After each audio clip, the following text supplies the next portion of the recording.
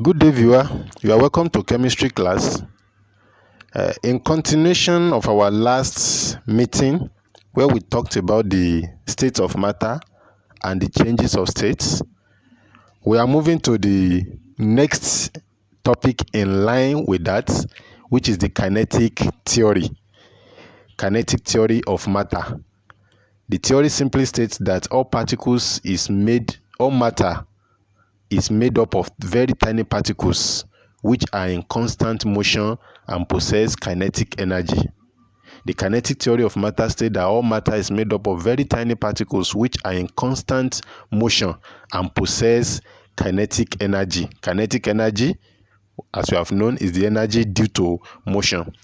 So the average kinetic energy of the particle is directly proportional to the temperature of the gas. That is, the higher the temperature of a gas, the higher the kinetic energy of not even gas alone, whether solid, liquid or gas. The higher the temperature, the higher the kinetic energy, because as the temperature increases, the particle will now begin to move faster and faster and faster. So that is what that statement is telling us there. Now let's look at the applications of this kinetic theory. The applications will be discussed in three major phenomena that occurs in nature. The first one is the Brownian motion or Brownian movement. The second one is diffusion, and the third one is osmosis. So these three natural phenomena are what we are going to use today to discuss that particles are constantly moving. That is, the particles of a matter are constantly moving. Now, let's look at the Brownian movement. The Brownian movement is observed in particles of solid which are suspended in a liquid medium, such that you see the particles begin to move in an haphazard manner, in a zigzag manner, in a different directional manner.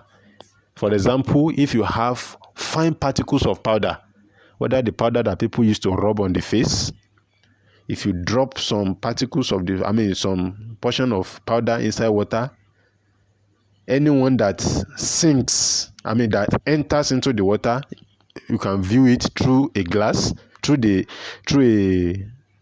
can view the container, the water. You will discover that the particles will be moving in a different direction, which shows that the particles of the solid, which shows that the particles of water are moving up and down, and that is what is carrying those suspended solid particles inside the liquid medium. If the particles of a liquid are not moving, those solid will remain in position. But because the particles are moving, so you will see them moving up and down inside the liquid in different direction. That is about the Brownian movement. Let's move on to diffusion. Diffusion is the movement of solid particles through a medium from a region of higher concentration to a region of lower concentration until the particles are evenly distributed. Taking for example, if you have potassium permanganate, or this blue powdered something that is used for retaining the color of a white material, this blue powder that the people that used to wash in laundry used to add to water to make a white material, clothing material, to look fine. If you drop a little bit of this thing inside water, what do you notice? That thing that you are dropping is a solid particle. In fact, it's good if you can even use potassium permanganate, which is purple in color. By the time you drop it, you will discover that the particles of the potassium permanganate will keep on spreading inside the water. That is the movement of the solid particles from a region of higher concentration, that is the region whereby the concentration of the particle is much, and the potassium permanganate, the color will begin to travel, move inside the liquid to the areas where it is even not existing, or it is even not low, until the whole water will turn to purple. until it is evenly distributed.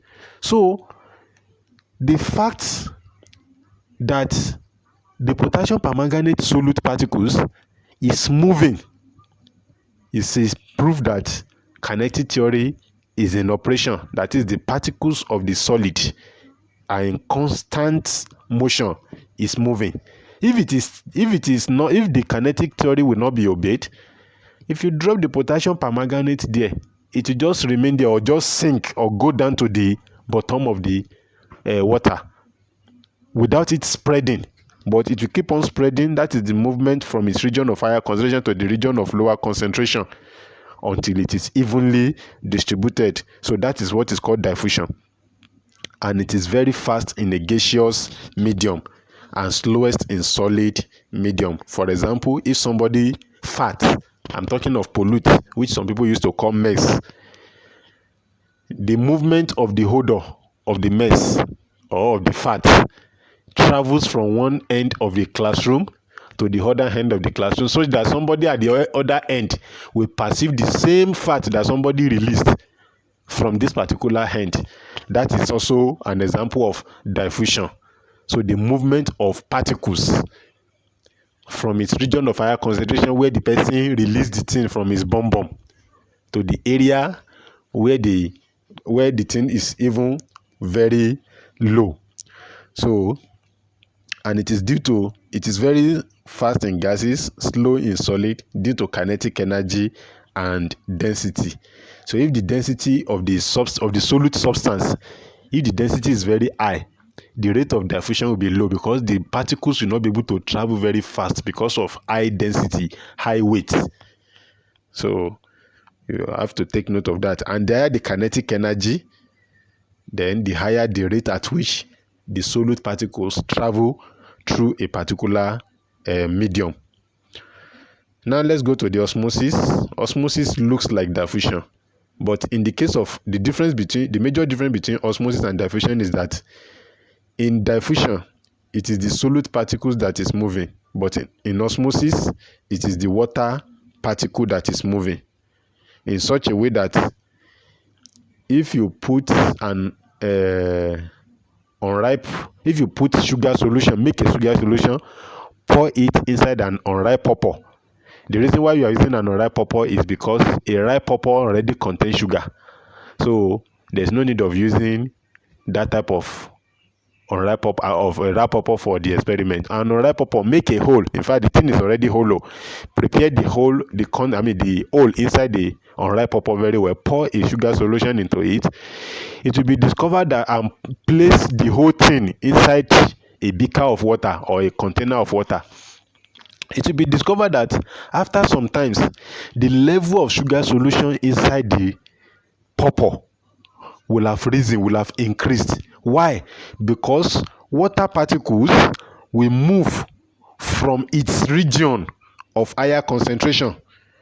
The region where water particle is higher concentration is where there is ordinary water, to the region of lower concentration, that is the region where water concentration is low, that is inside the inside the sugar solution.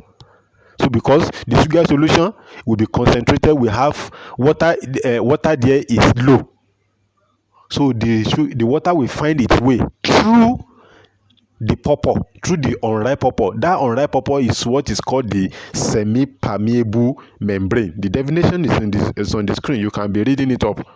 So that unripe pawpaw is what is called the semi-permeable membrane. The water will pass through the unripe pawpaw and enter into the sugar solution, and thereby at the end of the day you discover that the sugar solution will have increased.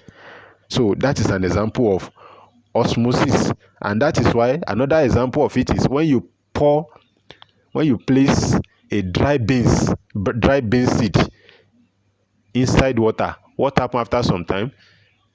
The thing will swell up. The beans will swell up, and then even many grains like that, many dried grains, because water will move from its region of higher concentration to its region of lower concentration inside the dried grain, whether beans or rice or whatever it is. So That is that about osmosis, and that is that about the applications of the kinetic theory. Now let's move to the kinetic theory of gas, of an ideal gas. Ideal gas, also known as perfect gas. There is no gas that behave ideally in nature. Ordinarily speaking, there is no perfect gas.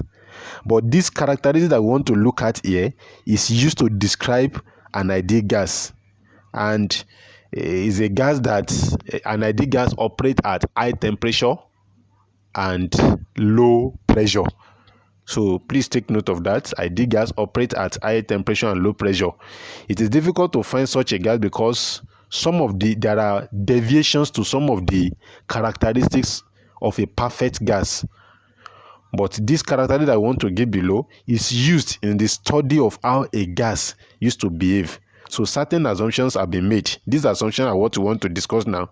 So such gases that I want to discuss here, they are described as ideal or perfect gas. However, real gases show deviation in behavior compared to these assumptions as we have summarized below. Now let's look at them one after the other.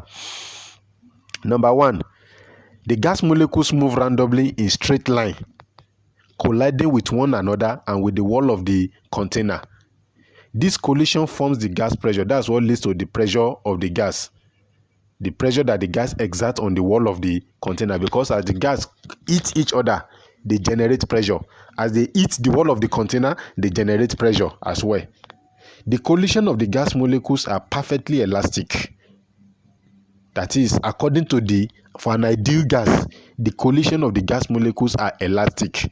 What they mean by elastic is that the total kinetic energy remains the same. The total kinetic energy of the particles of the gas before the collision is equal to the total kinetic energy after the collision. That is what we mean by an elastic collision. Then the number 3 point says that the actual volume occupied by the gas by the gas molecule is negligible compared to the volume of the container. Initially we were told that a gas does not have a definite volume. It only takes the volume of the container where you put it, and that is what they are telling us in number 3 here. The volume occupied by gas molecule is negligible, is zero, compared to the volume of the container. So that is, the gas itself has no volume. It is the volume of the container that it takes. The reason is that the gas molecules are very, very small. They are very small. So the force of attraction, that is the cohesive force between the gas molecules, are also negligible. It is assumed that there is no force holding the gas molecules together. Then the number 5 point here tells us that the temperature of the gas is a measure of the average kinetic energy of the gas particles. The temperature of the gas is a measure. We have mentioned something of this nature before, that the higher the temperature, the higher the kinetic energy of the gas molecules. That is what we are talking about here. So this is where we are going to stop now. In our next meeting for this particular session, for this particular class, we'll be going into the gas laws in details. So thank you for listening. Bye bye.